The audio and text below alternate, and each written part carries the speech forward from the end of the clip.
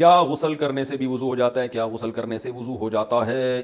میں نے اس بارے میں کئی باتیں سنی ہیں۔ کوئی کہتا ہے ہو جاتا ہے، کوئی کہتا ہے وضو کی نیت کرنا ضروری ہوتا ہے ورنہ نہیں ہوتا، کوئی کہتا ہے وضو الگ سے کرنا چاہیے، نہانے سے وضو نہیں ہوتا۔ اختر علی، سعودی عرب سے۔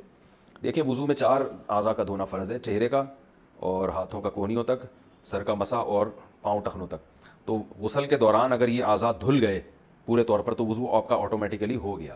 تو یہ ہے اصل۔ باقی سنت عمل یہ ہے، صحیح طریقہ یہ ہے کہ جب غسل کیا جائے تو آپ صلی اللہ علیہ وسلم نے جو غسل کا طریقہ سکھایا، پہلے وضو کریں پھر مکمل غسل کریں، یہ اچھا طریقہ ہے۔ لیکن اس پر عمل نہیں بھی کیا، ایسے ہی پانی بہا دیا تو بھی وضو آپ کا آٹومیٹیکلی خود بخود ہو جائے گا، دوبارہ وضو کی ضرورت نہیں ہے۔ جاگنے کے بعد ہاتھ دھونے کا شرعی حکم۔ صبح جاگنے کے بعد ہاتھ کو دھونے کا جو حکم ہے، اس کی شرعی حیثیت کیا ہے؟ نیز آج کل نل سے پانی لیا جاتا ہے، تو کیا ہاتھ دھونے کے بعد نل پر پانی بہانا بھی ضروری ہوگا؟ مسز فیصل، فیصل آباد سے۔ رسول اللہ صلی اللہ علیہ وسلم نے فرمایا: اذا استيقظ احدكم من منامه فلا يغمسن يده في الاناء حتى يغسلها ثلاثا فانه لا يدري اين باتت يده غدا، کہ آپ صلی اللہ علیہ اين باتت يده بلمس، کہ جب تم میں سے کوئی شخص جاگتا ہے تو اپنا ہاتھ برتن میں ہرگز نہ ڈالے جب تک 3 دفعہ دھو نہ لے، کیونکہ اس کو پتہ نہیں ہے کہ اس نے ہاتھ نے رات کہاں گزاری ہے، رات کو گندگی بھی لگ سکتی ہے ہاتھ کے اوپر۔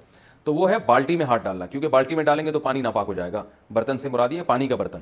تو آج کل جو نلکے ہیں تو اس سے ہاتھ دھو لیں تو وہ تو بہت اچھا ہو جائے گا۔ باقی یہ کہ نلکے کو بھی ہاتھ سے دھونا ضروری ہے، دھو لیں تو کیا جا رہا ہے، تھوڑا سا چلو لے کے نلکے کے اوپر ڈال دیا۔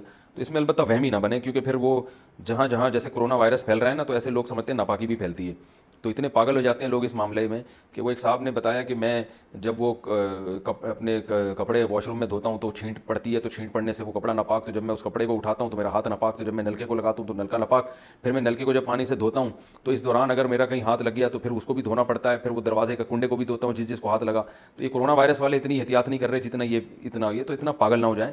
ناپاکی کے مسائل میں بس اعتدال سے چلنا چاہیے، بہت زیادہ غیر محتاط بھی نہ ہو جائیں اور بہت زیادہ احتیاط بھی نہ کریں، درمیان میں۔ غسل کا صحیح طریقہ کیا ہے؟ بنت یوسف: غسل میں پہلے ہاتھ دھوئیں، پھر کلی کریں، پھر ناک میں پانی ڈالیں، پھر تمام بدن پر پانی ڈالیں۔ کیا یہ طریقہ صحیح ہے یا یہ صحیح ہے کہ پہلے ہاتھ دھوئیں پھر کلی کریں وغیرہ وغیرہ وغیرہ؟ میں صحیح طریقہ بتا دیتا ہوں، کیونکہ غلط طریقہ انہوں نے کچھ غلط اور صحیح طریقے مکس کر کے لکھے ہوئے۔ تو صحیح طریقہ یہ ہے کہ سب سے پہلے آپ اپنے ہاتھ دھوئیں، اس کے بعد جہاں گندگی یا نجاست لگی ہے وہ گندگی اور نجاست اچھی طرح دھوئیں اور استنجا کریں۔ اس کے بعد آپ مکمل وضو کریں جیسے ہم پراپر وضو کرتے ہیں، اور پھر اس کے بعد آپ پورے جسم پہ پانی ڈالیں۔ یہ طریقہ ہے وضو کا، غسل کا۔ لیکن اگر آپ نے یہ طریقہ اختیار نہیں کیا اور ویسے ہی پورے جسم پہ پانی ڈال کے بہا دیا تو بھی غسل ہو جائے گا اور وضو بھی خود بخود ہو جائے گا اس میں، لیکن سنت طریقہ وہی ہے جو میں نے آپ کو بتایا۔